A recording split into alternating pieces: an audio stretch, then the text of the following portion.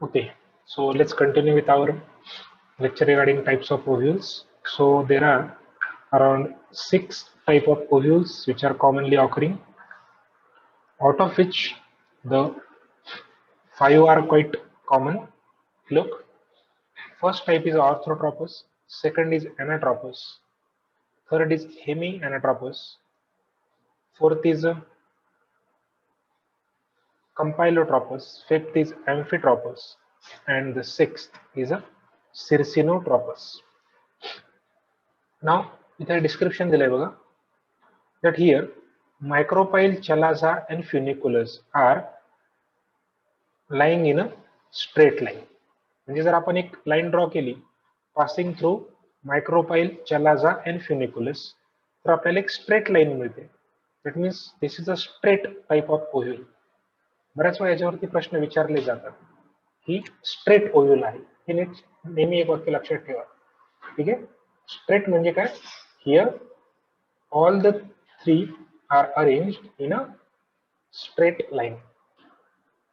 For example, micropyle, chalaza आणि funiculus हे तीनही एका सरळ रेषेत आहेत, म्हणून ही सरळ स्ट्रेट व्हर्टिकल ओव्ह्यूल आहे. That is called orthotropous ovule. याचं बेस्ट एक्झाम्पल आहे फॅमिली पॉलिगोनेसी आणि piperaceae. So these are the examples of orthotropous ovule. जसं की तुम्ही मागच्या वर्षी शिकला होता सायकसमध्ये ऑर्थोट्रॉपस ओव्ह्यूल असते, बरोबर? त्या टाईपची ही ओव्ह्यूल आहे. नंतर दुसरा आहे अॅनाट्रॉपस ओव्ह्यूल. अॅनाट्रॉपस म्हणजे आपण या लेक्चरच्या सुरुवातीला जी ओव्ह्यूल बघितली ती, त्याला इन्व्हर्टेड ओव्ह्यूल म्हणतात. ठीक आहे. अॅनाट्रॉपस ओव्ह्यूललाच दुसरं नाव काय आहे? Inverted ovule. इन्व्हर्टेड म्हणजे काय? हियर हा जो ऍक्सिस आहे त्या ऑर्थोट्रॉपसचा हा ऍक्च्युली बेंट होतो. Okay, and this is bent in around nearly 180 degrees. म्हणून तुम्हाला असं बघायला मिळेल दॅट हियर मायक्रोपाईल आणि funiculus are close to each other. बघा, चलाजा इकडे शिफ्ट झाला, इथं फ्युनिकुलस आहे आणि त्याला क्लोज इथं मायक्रोपाईल आहे. So here chalaza is at the upper side, micropyle is at the lower side. म्हणजे ऑर्थोट्रॉपस पेक्षा ही ओव्ह्यूल आपल्याला उलटी दिसते, म्हणून आपण त्याला इन्व्हर्टेड ओव्ह्यूल म्हणतो. आणि मायक्रोपाईल आणि फ्युनिकुलस हे एकमेकाच्या अतिशय क्लोज असतात. दिस is the अॅनाट्रॉपस ovule. अॅनाट्रॉपस ओव्ह्यूलचं best example आहे कुठलाही पी प्लांट्स. चालत नाही, नाही नाही.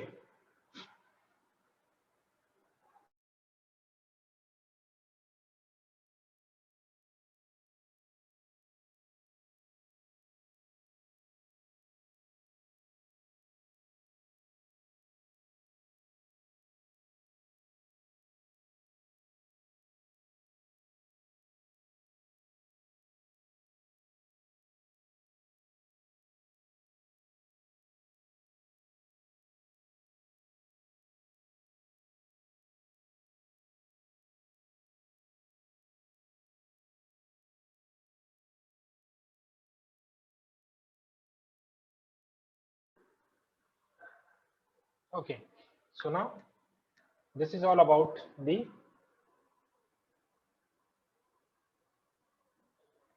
second अॅनाट्रॉपस ovule. अॅनाट्रॉपस ओव्ह्यूल ही सगळ्या पीज मध्ये प्रेझेंट असते. म्हणजे जेवढे पीज आहे, जेवढे आपले म्हणजे गार्डन पी वगैरे आहे, वटाणा आहे, त्या सगळ्या पीज मध्ये सगळ्यांमध्ये आपल्याला अॅनाट्रॉपस ओव्ह्यूल बघायला मिळते. मोस्ट ऑफ द अँजिओस्पर्म्स मध्ये ही फार कॉमन आहे. सगळ्यात most common type of ovule म्हणजे अॅनाट्रॉपस ओव्ह्यूल. ठीक आहे, हे पण एमसीक्यू साठी नीट लक्षात ठेवा. सो नाव नंतर आहे पुढचा हेमी अॅनाट्रॉपस. आता हेमी अॅनाट्रॉपस म्हणजे काय? इथे complete body of the ovule is directly perpendicular to funiculus. बघा तुम्ही, आता आपण ड्रॉ करूया. हे बघा, इकडे मायक्रोपाईल, इकडे चलाजा आणि हा इथं फ्युनिकुलस. हा जो ऍक्सिस फ्युनिकुलसचा म्हणजे स्टॉकचा. तर here you will find that body of the ovule is completely at the right angle to the stalk or funiculus. म्हणजे स्टॉकला जेव्हा कम्प्लिटली राईट अँगल मध्ये असेल तेव्हा त्याला म्हटलं जातं हेमी अॅनाट्रॉपस ओव्ह्यूल. म्हणजे ही हॉरिझॉन्टल टाइप दिसते, बट इथे स्टॉक याचा इथे खाली आहे. So it is common in the Primulaceae and Ranunculaceae members. तिसरा टाइप आहे कंपायलोट्रॉपस.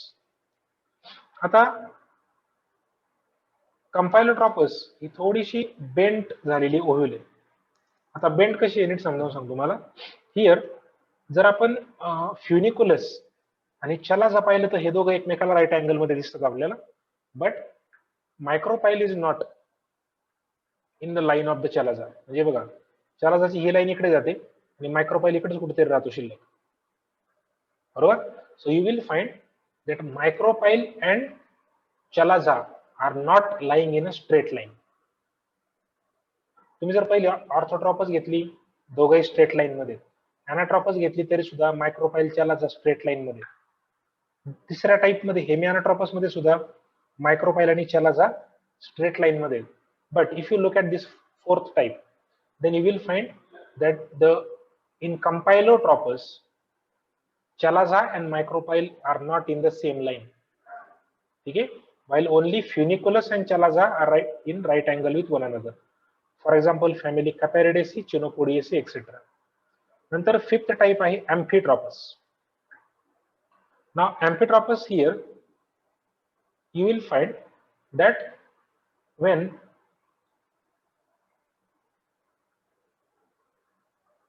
body of the ovule is completely curved. Curve म्हणजे लाईक दिस, मी तुम्ही वरती ड्रॉ करतो बघा, जी कर्व बॉडी जर असेल ओव्ह्यूलची, देन इट इज कॉल्ड एम्फिट्रॉपस. एकच वाक्यामध्ये लक्षात ठेवा, that the body of the ovule is completely curved along with the embryo sac. For example टॅपेवेरेसी, ॲलिसमिटेसी या फॅमिलीमध्ये आपल्याला हे बघायला मिळतं.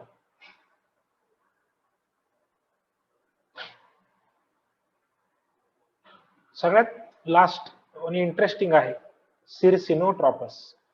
CIRCINOTROPOUS, सिरसिनोट्रॉपस. आता सिरसिनोट्रॉपस म्हणजे इथे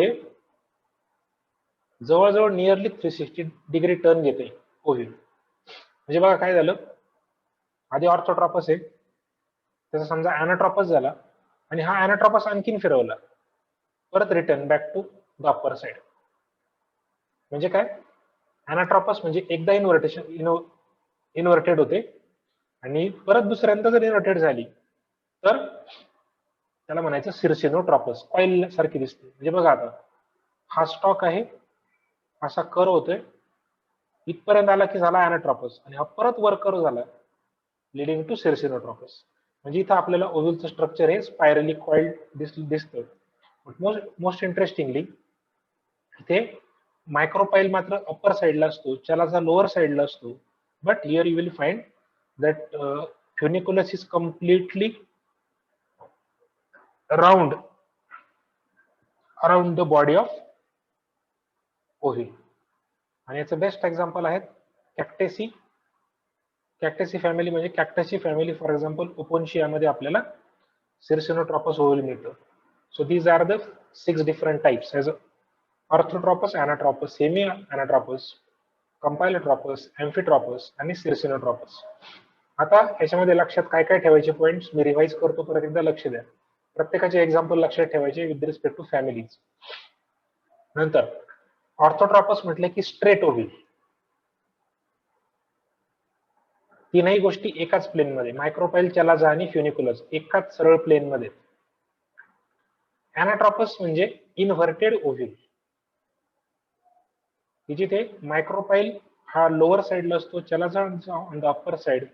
both are in the straight line, but micropyle and funiculus are closely present with one another. नंतर हेमी अॅनाट्रॉपस, इथे चलाझा आणि मायक्रोपाईल एका स्ट्रेट लाईन मध्ये, but both are at the right angle with funiculus. कंपायलोट्रॉपस मध्ये नीट समजून घ्या, इथे chalaza आणि मायक्रोपाईल हे एका लाईन मध्ये नाहीये. Micropyle is slightly curved toward the lower side, so therefore only chalaza is perpendicular to funiculus. नंतर एम्फिट्रॉपस. एम्फिट्रॉपस म्हणजे here complete body is curved. तर चलाझा, मायक्रोपाईल सगळ्याचे सगळे ओव्ह्यूलची बॉडी आहे ती कर्व्ड असते. आणि ड्यू टू विच इथे एम्ब्रियो सॅक सुद्धा कर्व मिळत असेल, ते झालं एम्फिट्रॉपस. आणि सिरसिनोट्रॉपस म्हणजे here there is a around 360-degree turn with respect to the axis of the ovule. म्हणजे एकदा टर्न होतं, परत दुसऱ्यांदाही टर्न होतं. In that case it is circinotropous. इथे परत एकदा मायक्रोपाईल अपर साइडला असतो, चलाजा लोअर साइडला असतो, but funiculus is completely surrounded around the ovule. So ह्या कॉईल लाईक जो ओव्ह्यूल आहे त्याला म्हणायचं सिरसिनोट्रॉपस. सो असे हे 6 टाइप्स आहेत जे मी हायलाइटिंग पॉईंट सांगितले तेवढे लक्षात ठेवायचे व्यवस्थित तुम्ही सर्वांनी, with the examples and those highlighting points which will be asked you in your examination. So hope you are able to understand this 6 different types of ovules.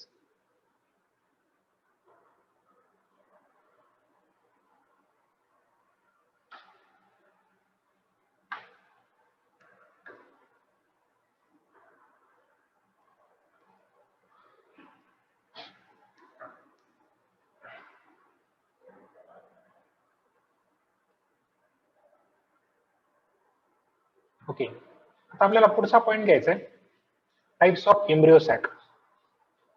आता याच्या अतिशय डिटेलमध्ये जाण्याची गरज नाही तुम्हाला. If you are interested you can read out. पण 3च टाईप पडतात खरं तर एम्ब्रियो सॅकचे, म्हणजे फिमेल गॅमेटोफाइटचे. तुमच्या सिलेबसनुसार मोनोस्पोरिक, बायस्पोरिक आणि टेट्रास्पोरिक. सो मोनोस्पोरिक, बायस्पोरिक आणि टेट्रास्पोरिक असे 4 टाइप्स आहेत. सॉरी 3च टाइप्स. आता मोनोस्पोरिक म्हणजे काय हे समजावून सांगतो. आपण बघितलं की ज्यावेळेस मेगास्पोरोजेनेसिस होतो तर युजली त्याच्यामध्ये एकच मेगास्पोर फंक्शनल असतो, याच्यापासून पुढं गॅमेटोफाइट तयार होणार आहे, बरोबर.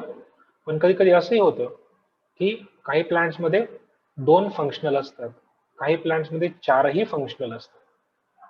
ठीक आहे. आता बघा इथे पहिला टाइप घेऊ आपण, मोनोस्पोरिक टाइप. पहिला लाईन मधला रो मधलं बघा व्यवस्थित. बघा इथे आता मिओसिस सेकंड ज्यावेळेस होतोय तर मिओसिस सेकंड मध्ये वरचे 3 डिजेनरेट झाले आणि हा एक स्पोर फंक्शनल राहिला. म्हणजे मायक्रोपायलर एंड सॉरी चलाझल एंडचा एक फंक्शनल राहतो, बाकीचे 3 डिसइंटिग्रेट होतो.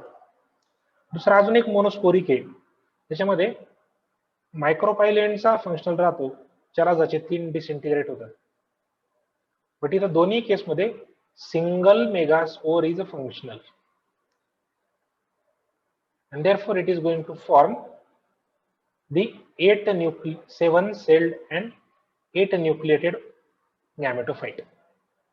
So पहिलाच रो फक्त तुम्ही बघा, खालच्या रोकडे जास्त लक्ष देण्याची गरज नाही तुम्हाला.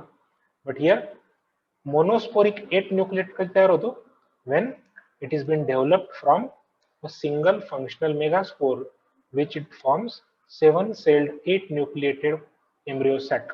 त्याचं बेस्ट एक्झाम्पल आहे पॉलिगोनम. सो एक्झाम्पल मध्ये लक्षात ठेवा पॉलिगोनम टाइप. मोनोस्पोरिक म्हणजे कुठला तर लक्षात ठेवायचा पॉलिगोनम टाइप. नंतर आपण दुसरा घेऊया इथे बायस्पोरिक. आता बायस्पोरिक बघा कसा इंटरेस्टिंग आहे. बायस्पोरिक मध्ये इथे 4 ऐवजी 4 पैकी फक्त 2च मेगास्पोर इथं तयार होतात. मिओसिस 2 इथं होतच नाही directly. Here you will find that only there is a formation of one. म्हणजे बघा इथे मिओसिस फर्स्ट झाला, मिओसिस सेकंड झाला. मिओसिस सेकंड मध्ये हा वरचा जो न्यूक्लियस आहे तो डिसइंटिग्रेट होतो आणि ह्या एकाचे परत इथे 2 न्यूक्लिया तयार झाले. म्हणजे इथे टोटली फंक्शनल मेगास्पोर किती आहेत 4. ठीक आहे, sorry 2. So that's why it is called bisporic. So जेव्हा 2 फंक्शनल मेगास्पोर पार्टिसिपेट करतात, नॉर्मली काय व्हायला पाहिजे एकानेच पार्टिसिपेट करायला हवं, बरोबर. जेव्हा 2 फंक्शनल मेगास्पोर पार्टिसिपेट करताय तर त्याला म्हटलं जातं बायस्पोरिक. आणि हे ॲलियम टाइप आहे. ॲलियम म्हणजे आपल्या ओनियन मध्ये आपल्याला हे बघायला मिळतं कॉमनली.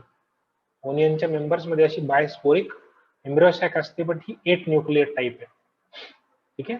आणि त्याच्यानंतर पुढे आपल्याला तिसरा टाइप घ्यायचा याच्यामध्ये टेट्रास्पोरिक